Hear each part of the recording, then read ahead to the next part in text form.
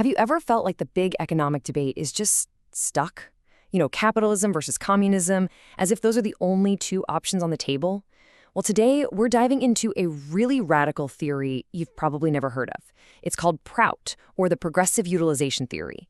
And it doesn't just want to tweak the economy, it claims to be a blueprint for a whole new world. So, let's get into it.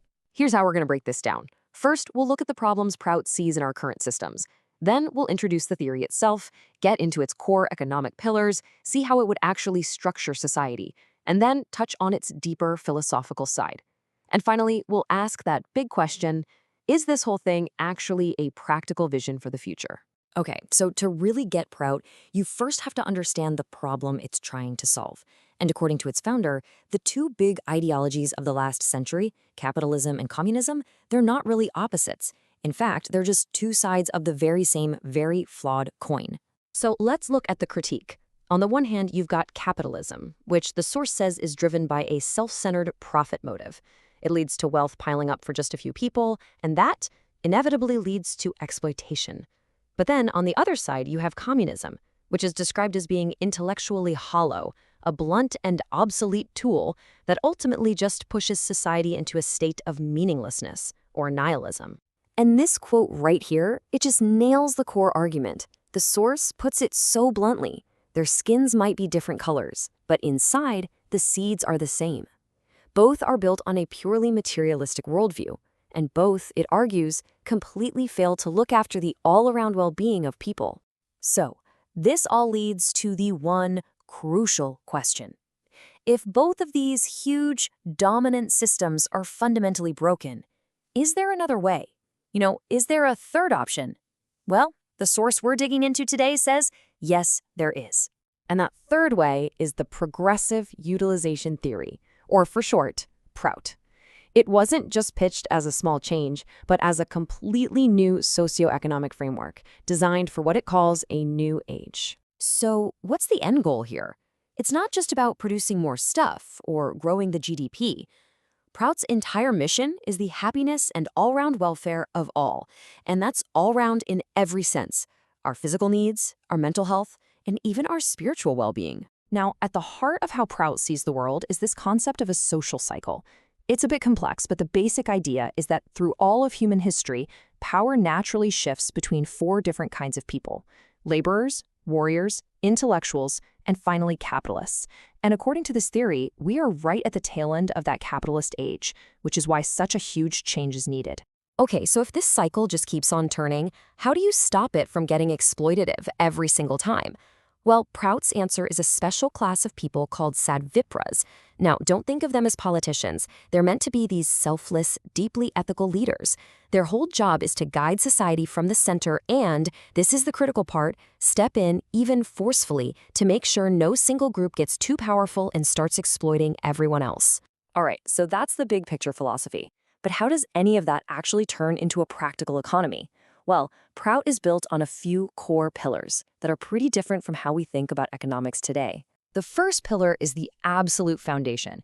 It says that society has a fundamental duty to guarantee the minimum requirements of life for every single person. We're talking food, clothing, housing, healthcare, education. And this isn't just some social safety net. It's considered a constitutional birthright. And what's more, those minimums are supposed to keep increasing as society gets richer. Pillar 2 is all about changing the scoreboard. We're told to measure our economy by per capita income, but PROUT calls that a deceptive measure because it can easily hide huge inequalities. So the real goal here is to constantly increase the purchasing capacity of the average person. It's not about how much money is floating around in total, it's about what you can actually go out and buy with the money you earn. And the third pillar is all about maximizing our potential. And this doesn't just mean chopping down more trees or mining more ore. It's about the maximum utilization of everything, not just our physical resources, but our metaphysical ones, our mental talents, our creativity, and even our collective spiritual potential. It's a much more holistic way of looking at what resources even are. So you take these three pillars, and what kind of economy do you actually build on top of them? Well, the source lays out a system that is radically decentralized and built around cooperation. This chart here gives you a pretty clear picture. At the top, you have key industries, think utilities and raw materials, run by the local government on a no-profit, no-loss basis. Then there's a little sliver for small private businesses that make non-essential stuff, but look at that huge slice in the middle. The vast majority of the economy, both in farming and in industry, would be run by cooperatives. And the way planning works is completely flipped upside down. Forget about top-down, centralized plans from the capital. Here, everything starts at the super local level, the block. Those grassroots plans then get pieced together to form a bigger, coordinated plan for the whole region. The whole point is to destroy economic centralization. And this quote just sums it all up really. Cooperatives are seen as the absolute key to what you might call economic democracy. They're designed to empower local communities, to let them control their own economic destiny, and to make sure that the wealth they create actually stays and benefits their own community. But as we've been hinting at, PROUT is about way more than just economics. It has this really deep psycho-spiritual dimension that is absolutely essential to the whole worldview. The guiding principle for literally all of this is a concept called Prama.